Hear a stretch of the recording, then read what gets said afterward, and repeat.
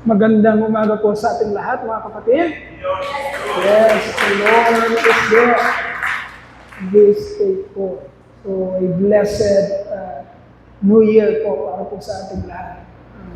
Bagong taon ng 2026. So, magkakaroon tayo dahil bago yung taon, magkakaroon po tayo ng bagong tema, bagong mensahe, fresh na messages na ibibigay po sa atin ng Panginoon all throughout the year. Ang tema na pinamagatan po natin na life to the fullest. Or sa Tagalog, ang buhay na ganap at kasiyasiya. Yan. Hindi po yan. Ang tema po na yan, o mensahe na yan, ay hindi po gawa-gawa ng ating o katahang isip lamang natin. Ito po mismo ang pangako ng Diyos para sa kanyang mga anak. Amen? Para sa kanyang mga hinirang. So, mga kapatid, dapat ito po ay tunay na nagaganap o nangyayari sa atin. Life to the fullest. Ang buhay na ganap at kasiyasiya. Ito po ang dahilan kung bakit ang ating Panginoong Jesucristo ay nagmisyon sa lupa para ibigay sa atin ang buhay na ganap at kasiyasiya. Okay? But before we will open the messages of life to the fullest, last Sunday, bago nagtapos ang taon, ay meron tayong prelude kung saan pinaunawa sa atin, pinaalam sa atin yung ating kailangan para makamtan natin yung pinangako ng Panginoon na buhay na ganap at kasiyasiya. At ang unang pangangailangan ng ating buhay pananampalataya, pagiging anak ng Diyos, ay yung tinatawag nating enduring faith. You cannot experience the life that you've always wanted, the abundant life, the full life, the life that God has promised to you, if you do not possess, if you do not have that enduring faith. Okay? Ang pambayad mo para ma-experience mo ang mga bagay na pinangako ng Panginoon sa iyo ay walang iba kundi ang pananampalataya. Faith is the substance of things we hope for, the conviction of things not seen. If without faith, it is impossible to please God. Kung walang pananampalataya, mga kapatid, imposibleng makamit mo at maranasan mo ang mga bagay na pinangako sa iyo ng Diyos. Kung ikaw ay isa sa kanyang mga anak. Kung ikaw ay kabilang sa kaharian ng Diyos. And listen very carefully. So yun yung pinag-aralan natin last time. At ngayon, tatalakayin natin yung pangalawa na kailangang taglay-taglay natin para ma-experience natin at maranasan natin ang pinangakong buhay na ganap at kasiyasiya. First one is enduring faith, and the other one is the genuine joy o yung tunay na kaligayahan. At matututunan natin na ang pananampalataya na ito at ang tunay na kaligayahan ay hindi nanggaling saan man sa ating sarili, hindi natin na-create, but this faith and this joy that we need for us to experience this full life coming from God is coming from the very Word and the very promises of God. Walang ibang pinanggalingan ng lahat ng iyon, kundi sa mga salita ng Diyos. And so, mga kapatid, aanyayahan ko kayo nabuksan ng inyong mga Biblia, hindi na tayo nasasanay na dalhin ang ating mga Biblia. Lalo na sa mga young people, hindi na tayo nasanay na dalhin ang ating mga Biblia dahil meron na tayong mga cellphone, meron na tayong mga online Bible. And listen to this, lalo sa young people, yung mga online Bible natin, kadalasan ay hindi tugma doon sa mga nakasulat sa ating physical or hard copy Bible. Kaya minsan nagkakagulo kami ni Midel kasi iba yung pina-flash niya dito, iba yung binabasa ko dito.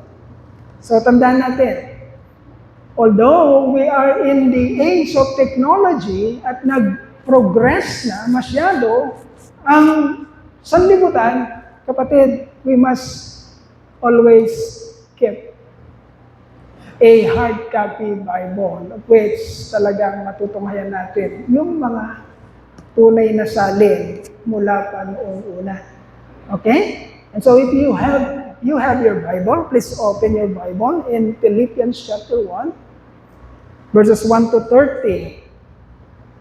And again, we will again practice this so-called scripture reading sa ating pasisimula ng ating mensahe ng Panginoon. I encourage you, all of you, to stand up.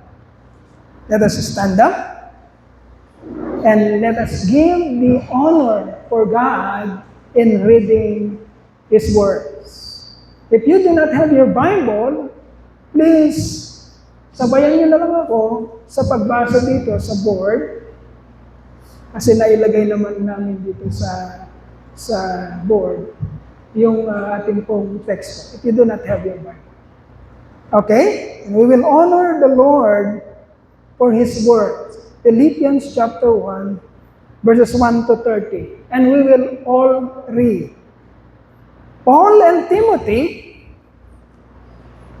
servants of Christ Jesus, to all the saints in Christ Jesus at Philippi, together with the overseers and deacons. Grace and peace to you from God, our Father, and the Lord Jesus Christ. I thank my God every time I remember you. In all my prayers for all of you, I always pray with joy because of your partnership in the gospel from the first day until now. Being confident of this, that He who began a good work in you will carry it on to completion until the day of Christ Jesus. It is right for me to feel this way about all of you, since I have you in my heart. For whether I am in chains or defending and confirming the gospel, all of you share in God's grace with me. God can testify how I long for all of you with the affection of Christ Jesus. And this is my prayer, that your love may abound more and more in knowledge and depth of insight, so that you may be able to discern what is best and may be pure and blameless until the day of Christ, filled with the fruit of righteousness that comes to Jesus Christ, to the glory and praise of God. Now I want you to know, brothers, that what has happened to me has really served to advance the gospel. As a result, it has become clear throughout the whole palace guard and to everyone else that I am in chains for Christ. Because of my chains, most of the brothers in the Lord have been encouraged to speak the word of God more courageously and fearlessly. It is true that some preach Christ out of envy and rivalry, but others out of goodwill. the latter do so in love, knowing that I am put here for the defense of the gospel. The former preach Christ out of selfish ambition, not sincerely, supposing that they can stir up trouble for me while I am in chains. But what does it matter? The most important thing is that in every way, whether from false motives or true, Christ is preached. And because of this, I rejoice. Yes, and I will continue to rejoice. For I know that through your prayers and the help given by the Spirit of Jesus Christ, what has happened to me will turn out for my deliverance. I eagerly expect and hope that I will in no way be ashamed, but will have sufficient courage so that now as always Christ will be exalted in my body, whether by life or by death. For to me, to live is Christ, and to die is gain. If I am to go on living in the body, this will mean fruitful labor for me. Yet what shall I choose? I do not know. I am torn between the two. I desire to depart and be with Christ, which is better by far. But it is more necessary for you that I remain in the body. Convinced of this, I know that I will remain, and I will continue with all of you for your progress and joy in the faith, so that through my being with you, again, your joy in Christ Jesus will overflow on account of me. Whatever happens, conduct yourselves in a manner worthy of the gospel of Christ. Then, whether I come and see you, or only hear about you in my absence, I will know that you will stand firm in one spirit, contending as one man for the faith of the gospel, without being frightened in any way by those who oppose you.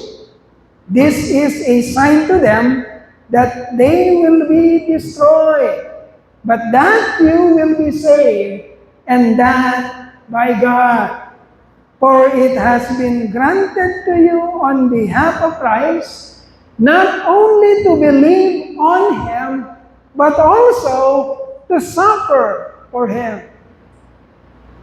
Since you are going through the same struggle you saw I had, and now here that I still have. Purihin natin at palakpakan natin ang salita ng ating Panginoon. Makakaupo na po tayo. We may sit down. Okay.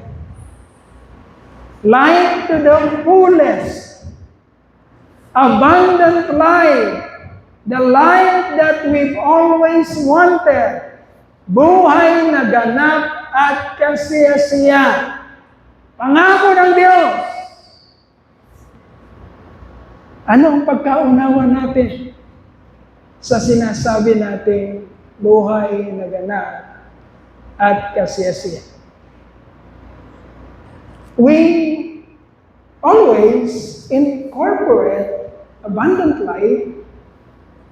We always incorporate the full life, the life that we've always wanted, buhay na ganap at kasiyasiya, sa salitang kaligayahan, kasayahan, kasiyahan. Sa English, happiness. Okay? Sinabi natin buhay na bigay ng Diyos, ang laging pumapasok sa ating isipan ay happiness.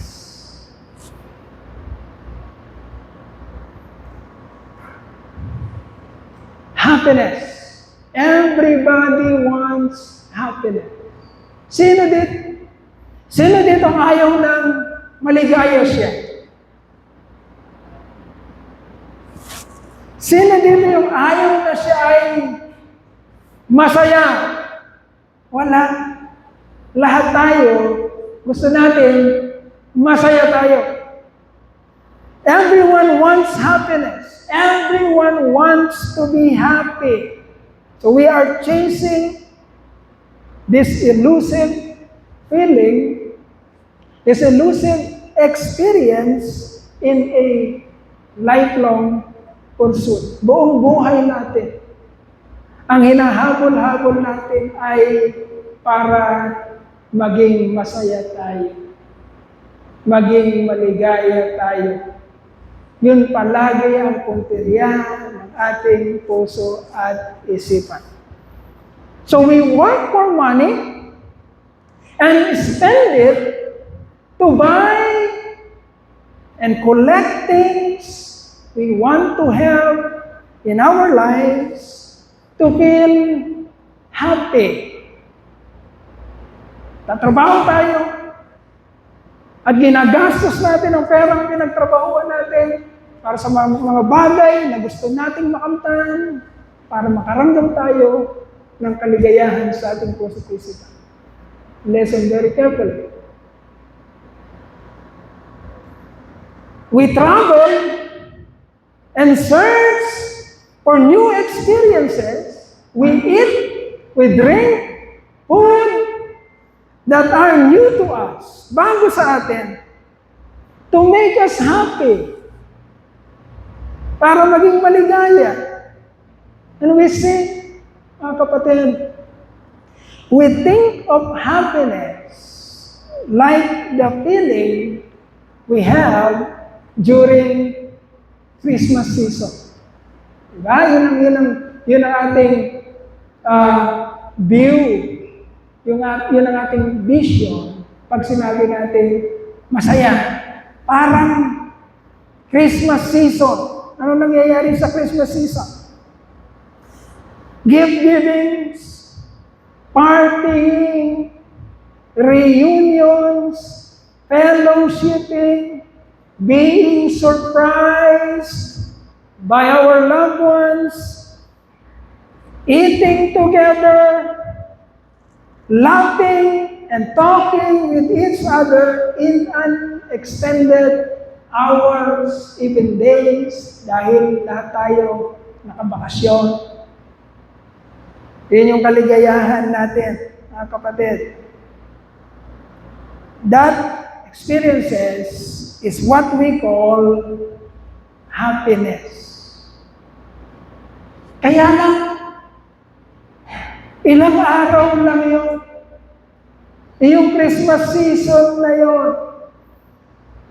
Although, that's what we want to experience in our hearts, maging maligaya, pero masakit na katotohanan, mga kapatid, ang kasiyahan na yun ay temporary lamang. Kagaya ngayon, tapos na si Pasko.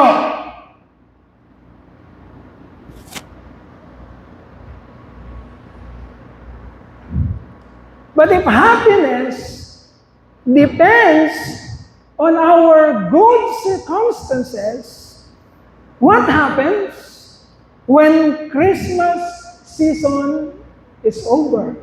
Kapag tapos na. What happens when vacation ends? What happens when the party, Happy New Year, when the party is over?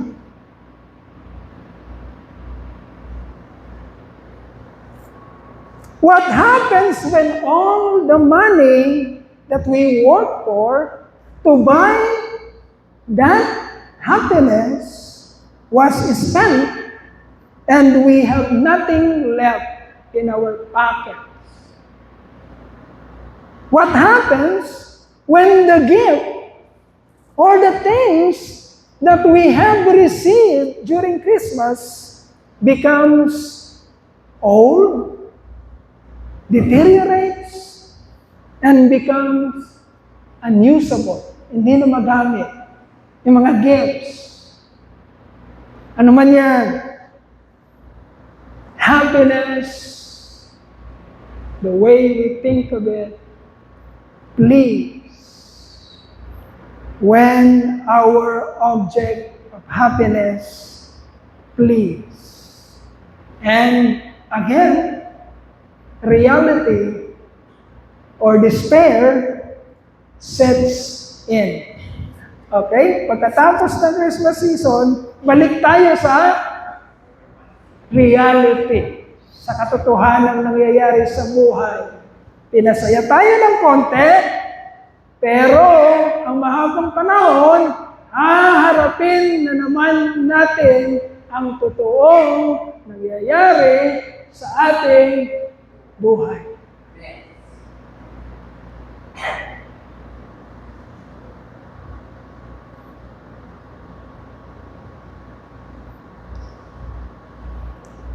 Happiness, as we think of it, does not last.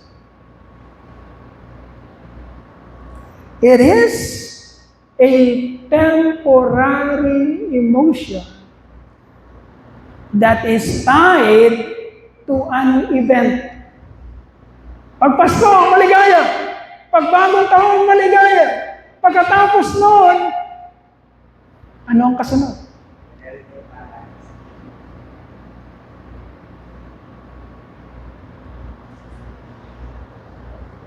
When that good event is gone, then happiness is gone also. Pag sumandali mong nakalimutan ang problema, dahil nakaharap ka sa event, sa Christmas and New Year, and then, pag lipas na mga yun, nandito pa rin si problema at kahaharapin mo pa rin. Now, listen very carefully.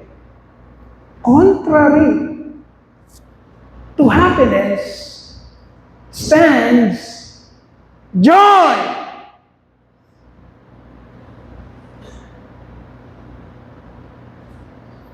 That's what we want in our life. Not the happiness based on the events, but joy coming from God, which do not depend on any circumstances. Joy, contrary to happiness, is deeper, stronger, and lasting. Joy is the quiet or silence. Listen very carefully. Joy is the quiet or silent confidence that we are assured, we are secure of God's love, that God will work for our good, and that He will never leave us nor forsake us. He will always be with us in every circumstances, no matter what. While happiness depends on good circumstances, joy depends on God in Christ through His words and promises in all circumstances, good or bad. Maganda man o pangit ang nangyayari, your joy in Christ remains.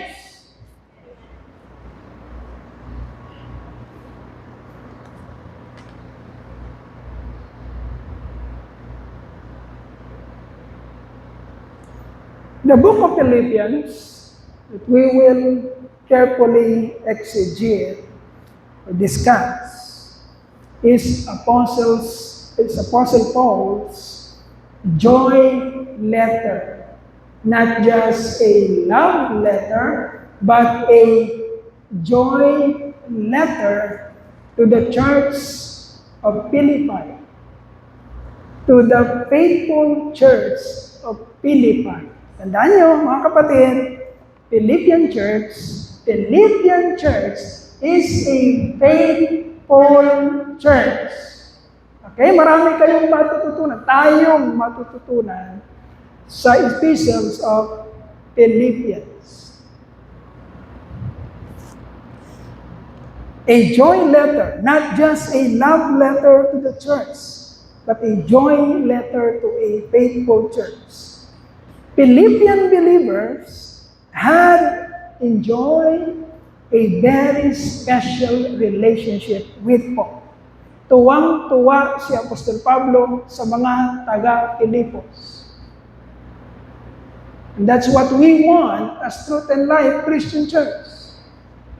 We are not just a church, existing church, but we want to be an existing, faithful church. Amen? At gusto nating natutuwa sa atin ng Diyos.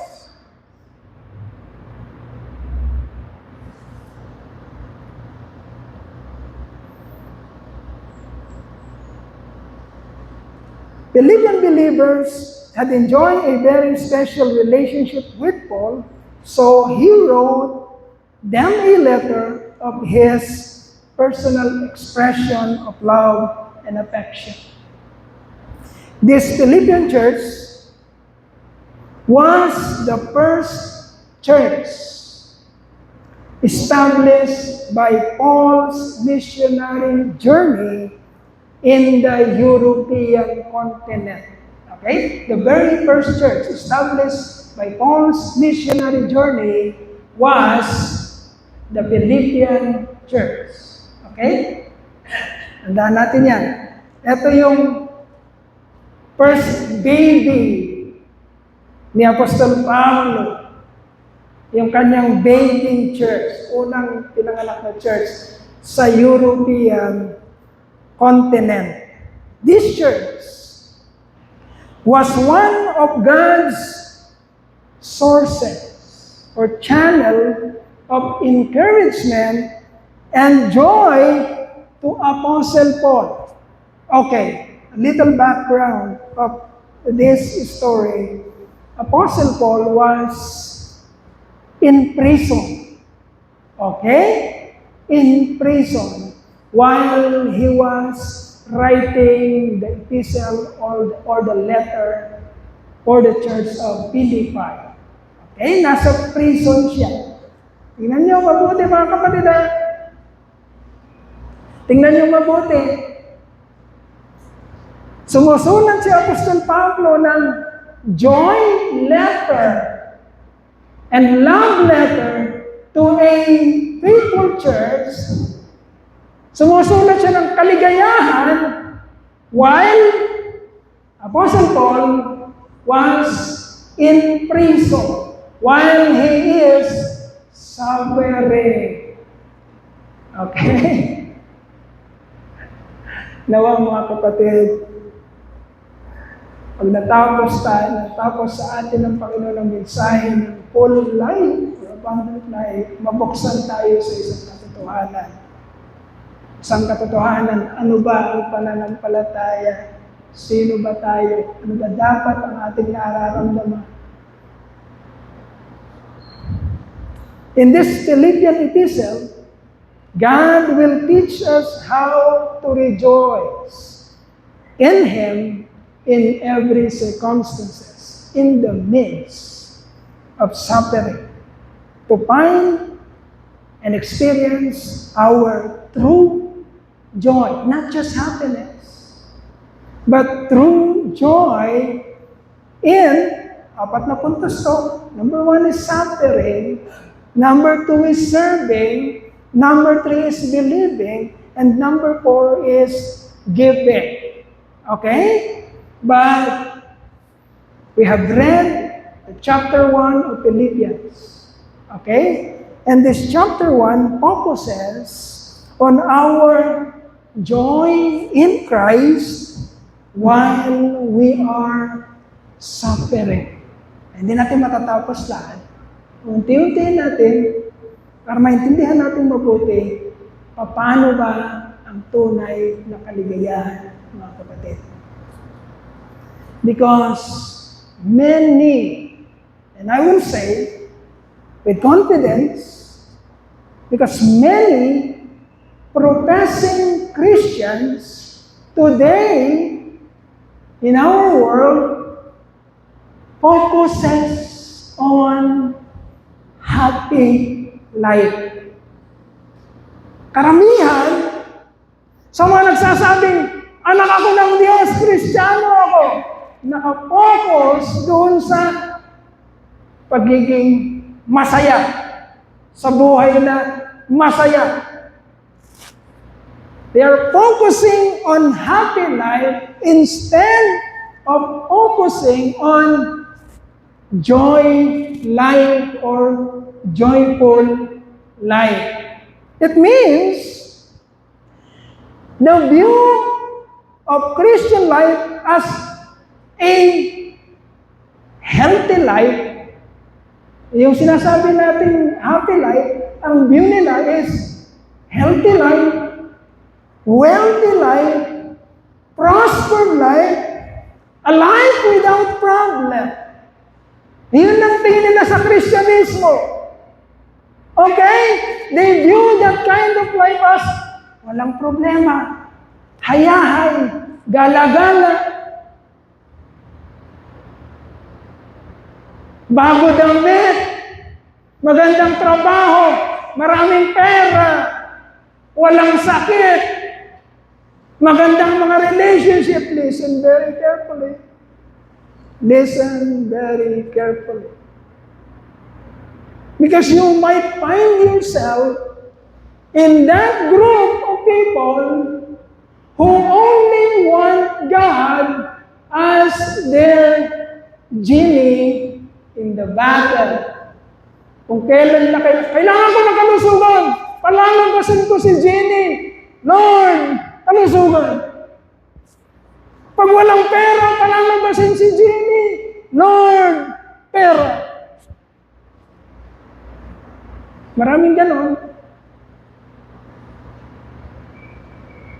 At huwag mo makikita, Truth and Life Christian Church, ang sarili mo na nasa ganun kang kalagayan.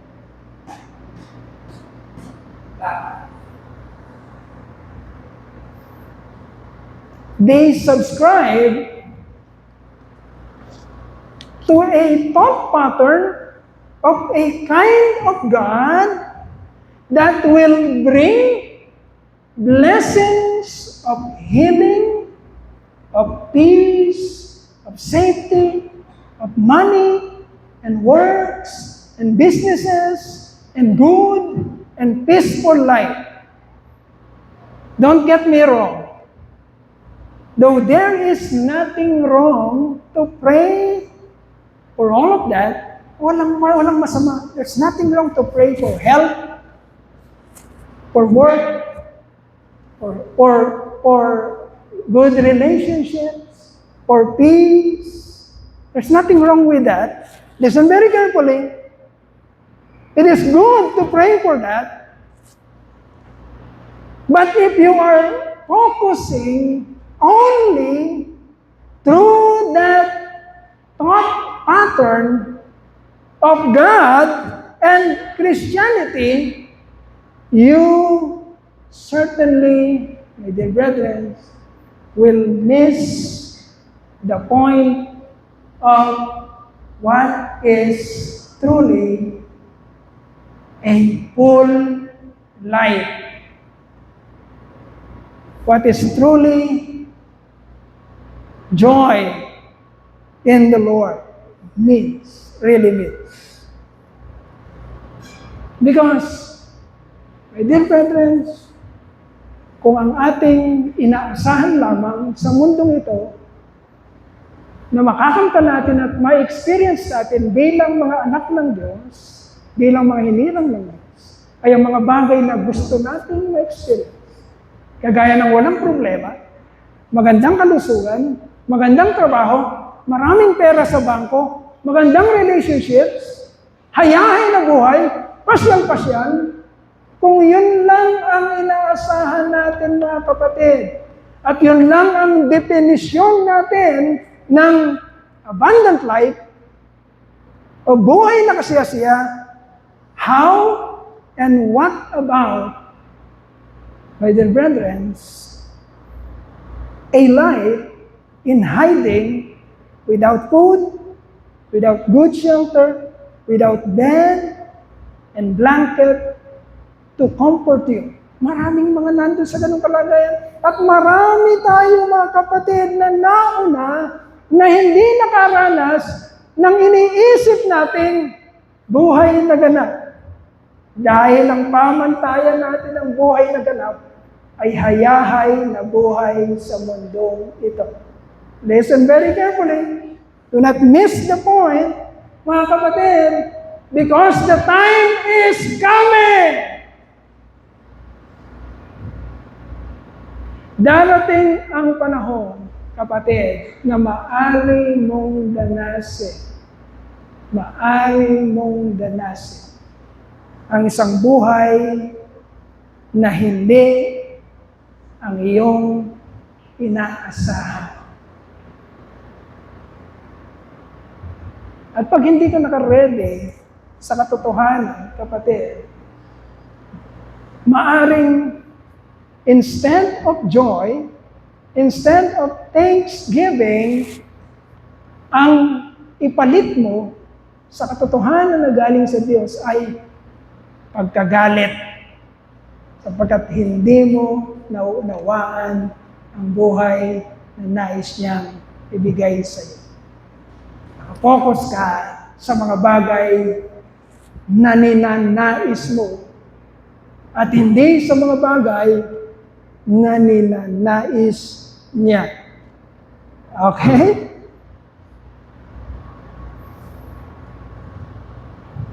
How about that kind of life?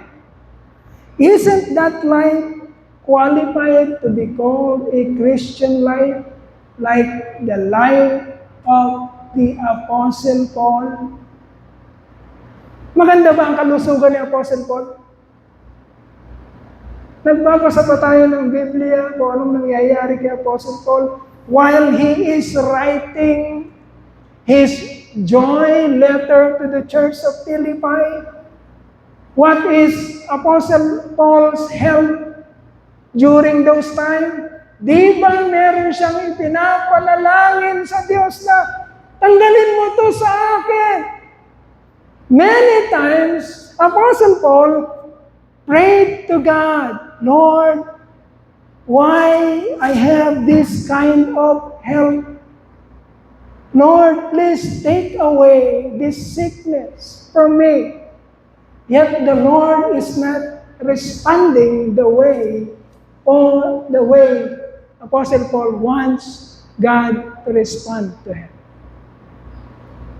God said, my strength and grace is sufficient in your,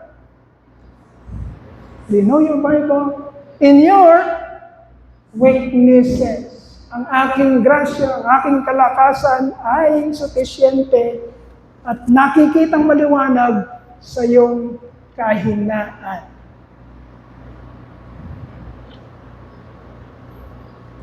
How can we find and experience true and lasting joy in suffering for Christ? Now, kapatid, masyadong seryoso yata, Pastor, ha? Yes. Seryoso, mga kapatid. Dahil gusto nating maging makatotohanan. Ayaw natin ng isang pananampalataya na nakabase sa good events. Okay?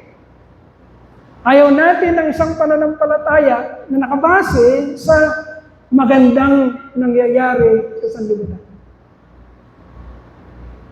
Ayaw nating darating ang panahon na hindi natin alam kung paano tayo magre-react kung may masamang mangyayari sa atin. Because all we know is that we are Christians. Nothing bad will happen to me. Ganun ba ang takbo ng isipan natin? The Lord has a promise that in Romans chapter 8 verse 28, that everything, we know that all things and everything, God will work for our good. Okay? We know that. But we forget the praise in everything. Sa lahat ng bagay, ang Diyos ay tatrabaho para sa aking kabutihan. And that includes, most of all, my dear brethren, living in suffering. It's not a very popular message, but you must understand it, my dear brethren. It's not a very popular message. And that's why I will quote again what has been said in verse 29. But that, please, verse 29. Yeah. Let us read again. Let us read again. Or it has been what? Granted to whom? Granted to you.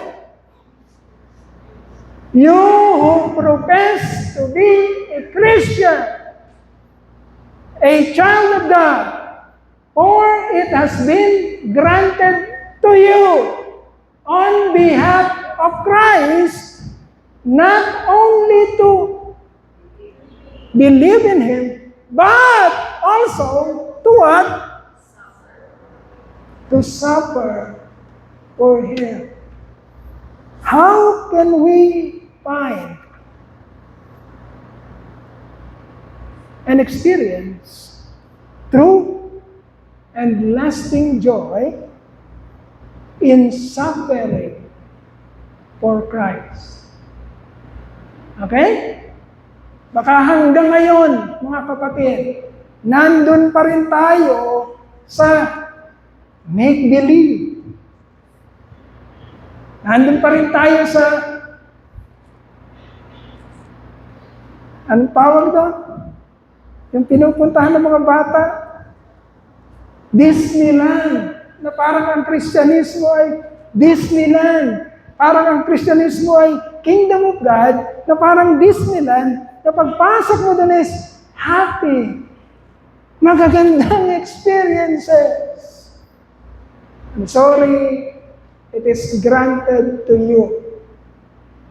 Anong Tagalog ng granted? Anong Tagalog ng granted, mga kapatid? Pinagkaloob. The heaven granted to you. Pinagkalooban ka ng Diyos. Hindi yun iuurong. I'm telling you the truth, hindi yun iuurong. Pinag-aralan natin yun last Sunday. It has been granted to you at hindi yun iuurong not only to believe in Him, in Jesus Christ, but also to suffer for Him.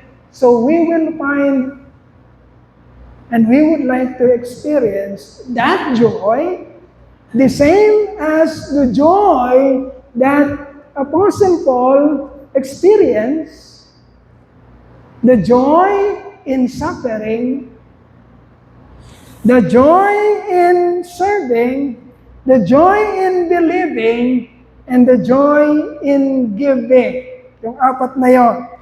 Okay? But we will focus in our text for today, chapter 1. Letter A. How? Joy in suffering. Paano nagkaroon ng kaligayahan si Apostol Pablo. Point number 1. Ano yung pinag-uusapan natin dito ng joy in suffering? Apostle Paul experienced and he understands the joy in knowing that God is faithful to complete His work in us. Okay? Tandaan natin, mga kapatid. Ang joy na pinag-uusapan natin dito ay hindi happiness. Kagaya ng introduction natin. If you are a Christian, kapatid, o ikaw ay mananampalataya, kapatid, ang mababaw na kaligayahan ay yung kaligayahan mo kapag dumarating ang mga blessings mo coming from God. Okay? We call these good things, these good circumstances that is happening in our lives, kagaya ng meron tayong good health, meron tayong bagong bahay, meron tayong bagong sasakyan, meron tayong magandang relationship, meron tayong magandang trabaho, marami tayong pera sa bangko, dating ng dating ang mga customers, all of those ay tinatawag nating good circumstances. Good things, and we consider that all of those blessings coming from God. But be warned, my dear brethren. Be warned. Okay? Hindi yun ang pinakamataas na blessing.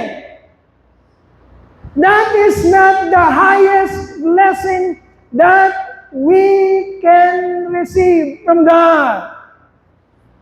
Not the happiness because of the things and the circumstances, good things and good circumstances that is coming to us from heaven.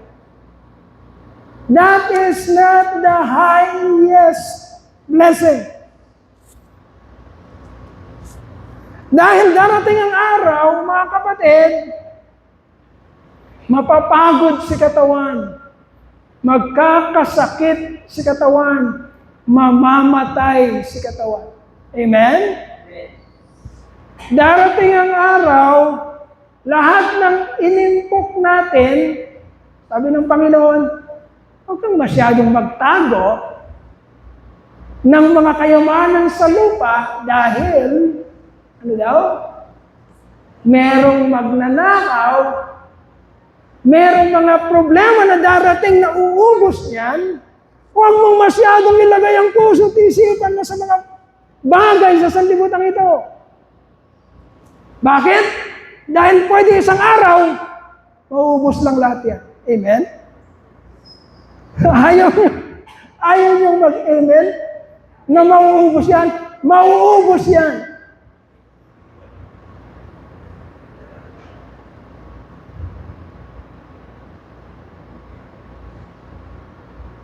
At lahat ng anak ng Diyos makakaranas ng emptying. And I'm telling you the truth. Pastor naman eh. I'm telling you the truth. God wants to empty us. And it is true that He will empty us so that He could give to us the greatest gift He could ever give to us. And that is Himself. The understanding of who He really is. And what do we really have from Him? Do you understand that? He will empty us of the things that hinder us from knowing who He really is in our life. You can see the motive and the stories of the Scripture is always the same. Pare-pareho lang. God is emptying His people, breaking His people, so He could take them to a higher level of knowing Him and experiencing Him. Listen very carefully. This is a very deep truth of God. But if you do not possess this truth, kapatid, kawawa ka. And I'm telling you the truth. Kawawa ka kapag hindi mo nakuha ang katotohanan ito. So Paul have that joy because he knows, he was informed, and he understands, okay, through the Spirit of God, that God is faithful, and He will complete His started work in you. Doon nakasalalay ang pananampalataya ni Apostol Pablo, kaya naman, kahit nandun siya sa pangit na karanasan, he was in chain, he was in prison, he do not have a good health, hindi siya sikat, wala siyang kapangyarihan, he is contained in a prison cell, but Paul had this joy in God, in Christ, while he is suffering. Ano ang taglay-taglay niya, kapatid? Taglay-taglay niya sa kanyang puso't isipan ang katotohanan na ang Diyos ay tapat.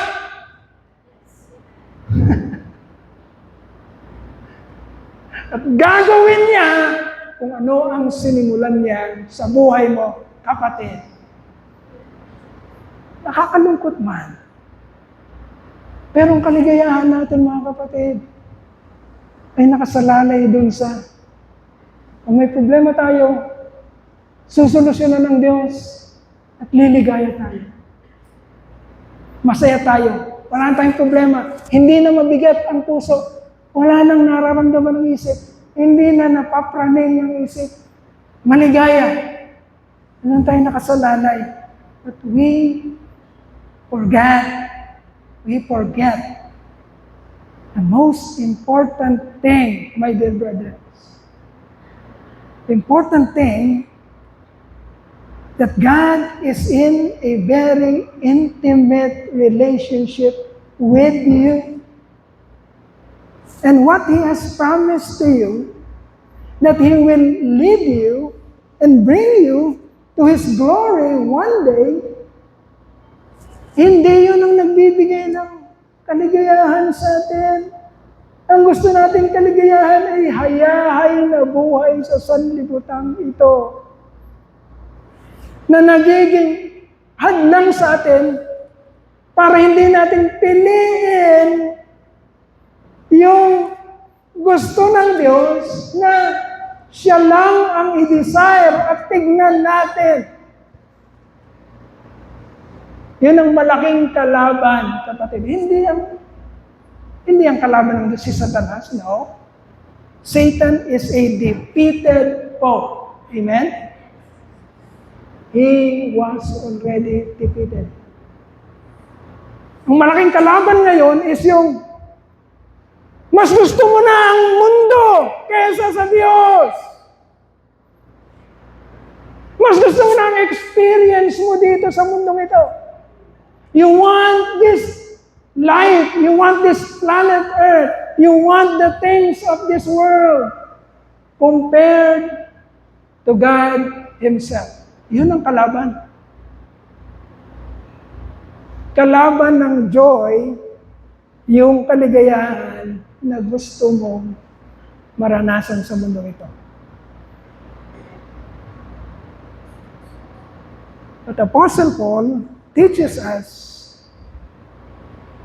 to base our joy, to base our faith and joy not on the events or good circumstances that is happening in our lives today, but to base our joy because of God's faithfulness in His promises.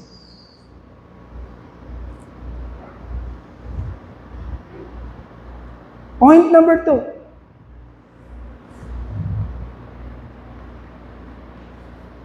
Joy in the abounding love brought about by the knowledge and depth of insight of who God is in Christ and what do we have from Him. Okay? Hindi matalo-talo. Kapatid, listen very carefully. While Apostle Paul was in chain, in prison, no good health, hindi matalo-talo ng sirkumstansya ang isipan ni Apostol Pablo. Hindi ginigive up ang kanyang pananampalataya at hindi nawawala ang kanyang kaligayahan dahil, kapatid, kilala niya kung sino ang kanyang Diyos at alam niya ano ang meron siya sa pamamagitan ng kanyang Diyos. Okay? What do we have in Christ? Because of the knowledge, because of the wisdom, because of the indwelling Holy Spirit. Listen very carefully. Do not be disturbed. Do not be distracted. Because of the indwelling Holy Spirit within us, we understand, my dear brethren, what we really have in Christ. Anong meron ka kay Kristo, kapatid? Ano talaga ang meron ka na naging available sa'yo at kaya mong maranasan anytime dahil sa ginawa o tinapos na gawain ng Panginoong Jesucristo? Anong meron ka, kapatid? Anong kayang ibigay sa'yo ng Panginoong Jesucristo? Kotse? Bahay? Lupa? Trabaho? Guwapong boyfriend? Magandang girlfriend? Wonderful kids? Successful na business? Yun bang punteriya mo? No. You can have all those.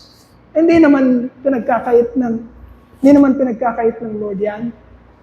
Yun yung mga, shall we call, icing on top of the cake. Yung pinaka main course. Icing lang yun, palamuti. Yung mga bagay na maganda sa mundong ito. Pero ano talaga yung main course? What do you really have in Christ? Kapatid, you have this now na naituro sa iyo ng Diyos. Saan ba nakasulat? We love because He first loved us. We have learned how to love because God decided to let us experience this kind of love in Christ Jesus, in His finished work. Okay? We do not know what love is until God teaches us and let us understand, enlighten us about the love of God in Christ Jesus. And that is the main course. We have that love in God. We have that knowledge of who He is. Maraming pwedeng magsabing, kilala ko ang Diyos. Pero sino lang ba talaga ang nakakakilala sa Diyos? Yung mga taong pinaglagakan niya ng kanyang banal na Espiritu. Walang pwedeng makakilala sa Diyos maliban na loobin ng Diyos na makilala siya. Hindi mo kailanman mahanap ang Diyos, ni hindi ka magkakaroon ng desire para hanapin siya. You cannot seek God. He can only be found by you if God decided to reveal Himself to you. You know that love, that knowledge, you have this discernment, mga kapatid, because you have the mind of Christ and you discern. Even though the circumstances is very bleak, it's very dark, the moment is very dark, but you have this discernment.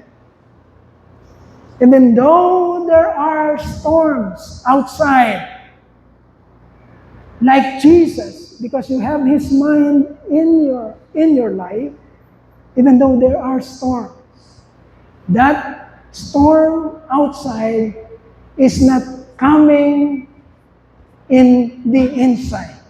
Hindi nakaka-apekto yung storm sa labas at hindi nagiging storm sa iyong puso. Bakit? Because you understand what is happening. You understand things because you have discernment, you have the mind of Christ. Hindi nakaka-apekto ang pangit na sirkumstansya sa iyo dahil taglay mo ang discernment. O ang kaisipan, the same perspective, like that of Christ. This is promise.